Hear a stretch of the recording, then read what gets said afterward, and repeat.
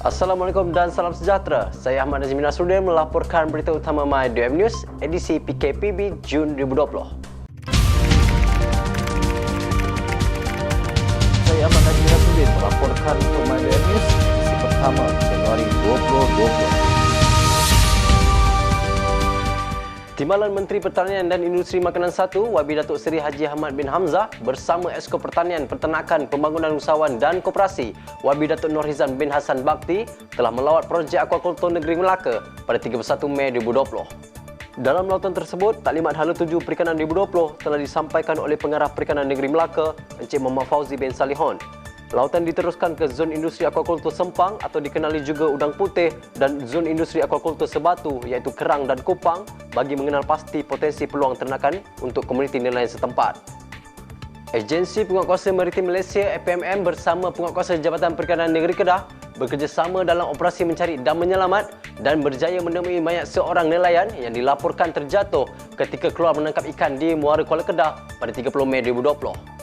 Operasi tersebut dijalankan selepas APMM menerima satu laporan penemuan sebuah bot sedang bergerak tanpa pemandu di perairan Kuala Kedah. Hasil rondaan menemui mayat Nordin Saad 52 tahun terapung pada jam 12.30 hari Sabtu, kira-kira 2 batu nautika dari tempat mangsa dipercayai jatuh. Menurut Timbalan Pengarah Operasi Zon Maritim Kuala Kedah, Lieutenant Maritim Khairil Izhar Nur Azmi, mayat ditemui oleh bot nelayan tempatan yang turut serta dalam operasi mencari dan menyelamat. Mayat tersebut diserahkan kepada polis sebelum dihantar ke Hospital Sultanah Bahiyah untuk bedah siasat.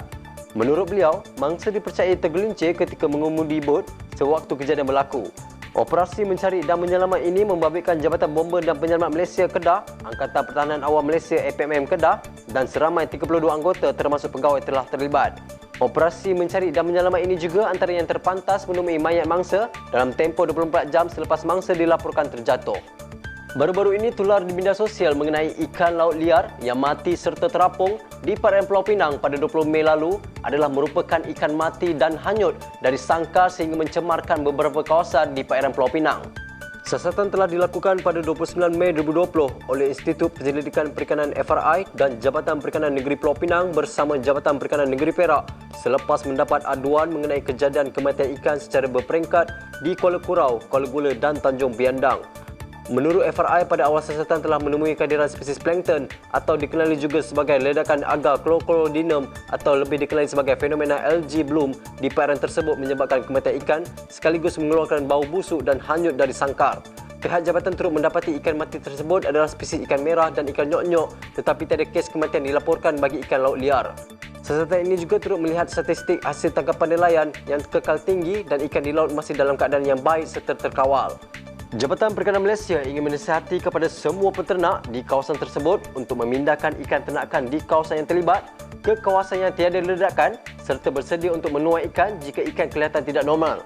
Susulan dari kes di Perak ini dan kemudiannya naik ke Pulau Pinang, pihak jabatan menjangkakan kejadian ini berkemungkinan boleh berlaku sehingga di perairan negeri Kedah.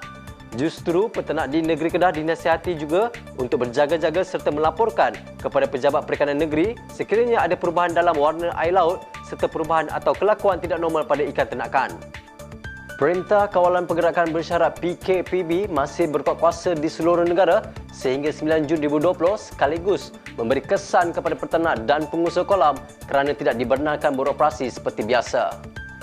Disebabkan penutupan kolam sepanjang PKPB ini, industri peternakan udang galas sebahagian besarnya yang bergantung kepada operasi kolam rekreasi telah mengalami kesukaran dalam pemasaran sekaligus menjejaskan peternak dan juga pengusaha hatchery.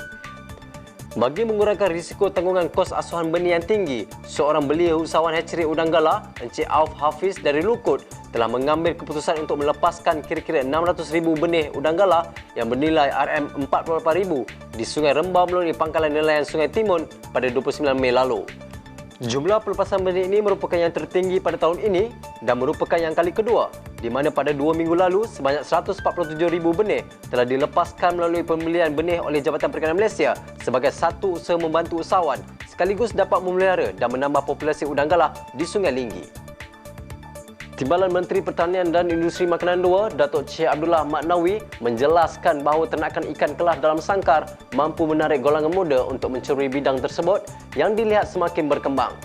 Kenyataan itu diambil dari portal berita Sinar Plus pada 30 Mei lalu yang menyatakan bahawa beliau percaya bidang ini mampu mengisi kelompokan golongan muda dalam subsektor perikanan yang kini dilihat semakin berkurangan.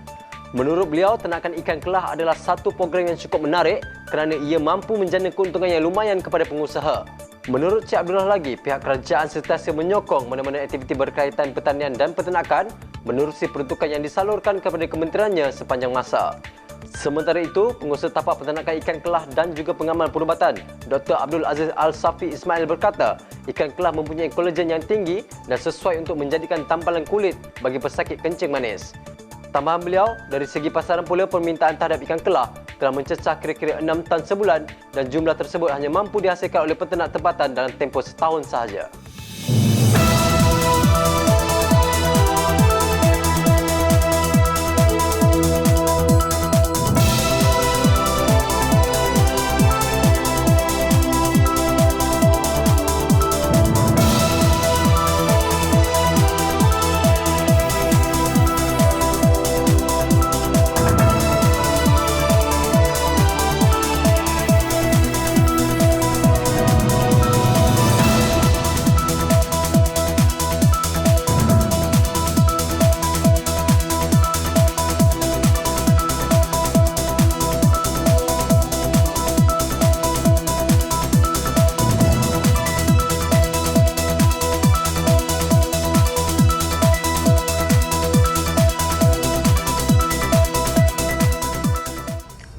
Sebelum saya akhiri laporan saya pada minggu ini, jangan lupa like, share dan subscribe laman sosial Jabatan Perikanan Malaysia bagi mengetahui maklumat dan informasi terkini.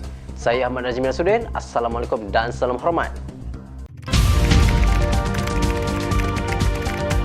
Saya Ahmad Najmi Nasruddin melaporkan untuk My Daily News, edisi pertama Januari 2020.